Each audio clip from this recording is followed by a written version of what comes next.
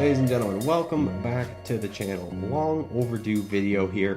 I apologize for that. Listen, I talked about a week ago in my video that I started working with creators. I've started trying to help creators manage channels and come up with ideas and package and do all these things that I've spent the last decade studying and helping other creators with. But now I'm doing it for more people than just the big dogs. I'm basically anyone that's wanting to work with me. That makes sense. So anyway, I put that out in a video yesterday or last week, and oh boy, lots of you guys reached out, and I'm very grateful for that. And I've got some great new partnerships and channels that I'm working with, and it's so exciting. Honestly, this is like what I just nerd out about all the time. Like, this is obviously the kind of content I personally like to make. I have no desire and never have to be, a Grant Horvath or, to have to travel and film with big production crews. Like, I just like nerding out about YouTube, and I like talking on a podcast like this, but I love helping other people who want to do that Grant Horvath type content do it, because I've studied it and I it's fascinating to me. So being able to share all that and nerd out with people has been great. But anyways, that's why I've been away for like a week. I think I'm going to probably go to like a weekly upload schedule on this channel for news, because also I feel like it just makes these videos better, because if I only upload once a week, the content in them is going to be stronger than if I'm trying to upload multiple times a week. Obviously, if there's breaking news, crazy drama or something, I'll cover it. But yeah, what day do you guys want? I'm thinking either Friday or Monday. You guys let me know in the comments below what you think would be better. I think maybe a Friday wrap-up's cool. But anyways, all right, let's hop on over to the screen. I've been talking for a while. This is one of the biggest things to come out of the creator space in a long time. The TPC Sawgrass Creative Classic, which is neat for a couple reasons. Number one, I'm pretty sure, on the afternoon of Wednesday, March 12th. So this is going to be happening earlier than the previous year, which is neat. The last one happened in, October, September? It was at the Tour Championship. So it's only been 6 months since the last one. So we got another one coming, but the fact it's going to be at TPC Sawgrass, I think, is sweet. Kind of a bit more of an iconic course. Anyways, let's move on. So reading through this really quick, I'm going to skim through it for you guys, but basically just saying that the Creative Classic is going to be at TPC Sawgrass, where the Players' Championship is on March 12th. Some of the names. So there are 10 of the most prominent golf creators will take on the world-class venue that is the Players Stadium course, facing the same dynamic challenge conditions as the pros to compete for the Creator Classic at TPC Sawgrass title. The field features returning participants from the inaugural 2024 event. Here's where things get shocking. The Brian Bros, which does include both brothers of Brian, Fat Perez from Bob Does Sports, Gabby Golf Girl, and Roger Steele. Plus, new participants Grant Horvath, Kyle Berkshire, Tisha Allen, and Solely from No Laying Up, and a Barstool personality who will be determined via a qualifier. Okay, so first thing that jumps out at me, first couple things that jump out at me, notable names that are not there. Lucas Kwan. I mean, that is probably one of the biggest, most shocking things, because if you don't remember, this guy literally won the event last year. Luke Kwan Golf, he won the event in September. He won the Creative Classic, and he's not here to defend himself. Now, I would hope, maybe if Luke's seeing this, he can let us know down below. I would hope that he got invited and he's just busy and can't attend. If Luke didn't get the opportunity to come back and defend his title because he didn't get invited, that's wild. That would be shocking, as I said in the title, shocking news. That'd be crazy. That would be a bummer. That would be no fun. And that would suck, because he's a legit YouTube golfer. 3 days ago, 143K views, 327,000 subscribers. Big YouTube golfer. It's not easy to get 100,000 views on a YouTube golf video anymore. This guy produces super high quality content, great videos. But more than that, he won the thing last year. So him not being there is upsetting. So I hope it was because he can't attend. If that's the case, fine. But if it's because they didn't invite him, that's brutal. Brian Bros both being there, awesome. I think that's great. Fat Perez, I love Bob Does Sports, and Bob Does Sports is the biggest group ever. Do I think Fat Perez is going to win the thing? No. Do I think last year kind of maybe from a playing standpoint made it a little interesting to have him play in this? Maybe. But, they're just one of the biggest content factories ever. And that's no knock on them. Fat Perez is great, but pretty much all of the, at least YouTube golfers, essentially the Brian Bros and Grant Horvath here, and Kyle Berkshire are all plus handicap golfers who regularly go out and whatever. And Perez, I think, is close. I think he's a scratch, but anyway, I like the fact that they have Bob to Sports in there. Hopefully they just play off the fact that it's Bob to Sports. Hopefully it's not just focusing on Fat Perez hitting golf ball and more about his personality and Bob's personality and whatever. We'll get to that in a second. Gabby Golf Girl, great. She's one of the predominant female golf creators in the space right now, so her being there makes sense.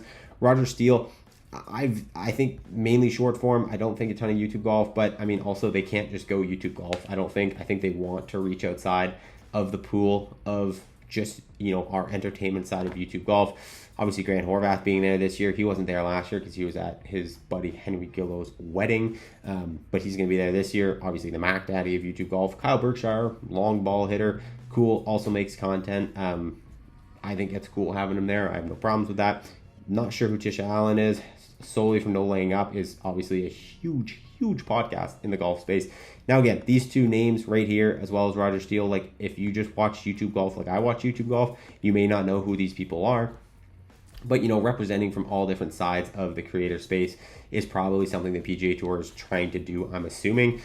No Laying Up, massive podcast. Makes sense having someone from there. And then a Barstool personality who will be determined by a qualifier, which is funny. So Barstool now they have Riggs, they have Frankie, they have Trent, they have Francis, they have Jerry, and now they have Barstool Beef, which is the big guy. If you guys don't know who that is, let me just, Foreplay Golf Instagram. Golf. It's so, you guys have no idea how hard it is for me to type and think and talk and entertain at the same time. Let me just see if I can find a little picture here with all of them in it, because it's pretty incredible. Here we go. So this guy right here, Barstool Beef. This is a large human being. Very, very cool. So yeah, these guys are going to, I guess, play in some sort of probably 3-hole, whatever. See who gets through. I mean, Beef is a professional golfer, golf pro, sorry. I would assume he'll win whatever they do. He should be the one there. And boy, oh boy, do I just hope it's him. I just hope it's Beef. If it's actually a qualifier by playing standards, then obviously these guys and this guy are out. These three, no chance. It'd be between these three. I don't really think Francis has much of a shot, so it's probably between Frankie and Beef. But man, wouldn't it be crazy if Jerry, for the love of God, let Jersey Jerry post a 14 on the first hole? I mean, it would be, if we're talking content, that would be incredible. But anyway, I don't think that's what's going to happen. So overall, I'm shocked that there's no Luke Kwan returning. I am kind of shocked that there's nobody from Good on there. Luke Kwan, Brad Dalkey from Good would make a ton of sense. I get maybe GM Golf not being there, wasn't overly competitive last year. That's fine. But I mean, Brad Dalkey, he wasn't in the finals, but he was very close, I'm pretty sure, to being in the finals. Or was he in the finals? I don't even remember. You guys comment down below. I'm blanking on whether he was in the finals or not last year. But anyways, Brad Dalkey not being there, kind of shocking. Even Sean being in this would be incredible.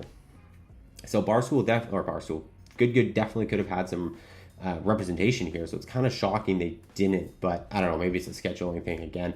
Realistically, does this do anything for these creators? These creators are already huge, right? Maybe Gabby Golf Girl, a couple of these other smaller names, maybe it does some stuff for exposure.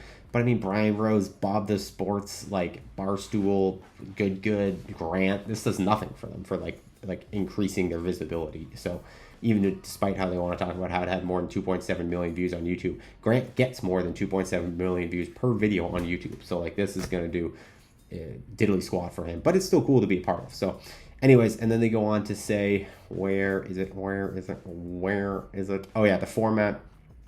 It's going to be basically the same as it was last year. Where is it? Why am I skipping over this? Right here. The tournament will consist of 8 holes of stroke play, beginning on the par 4 10th hole and concludes at the Players Stadium course's iconic Island Green at 17, with the top 3 finishers advancing to a 1-hole Sun Def playoff again on the world famous 17th.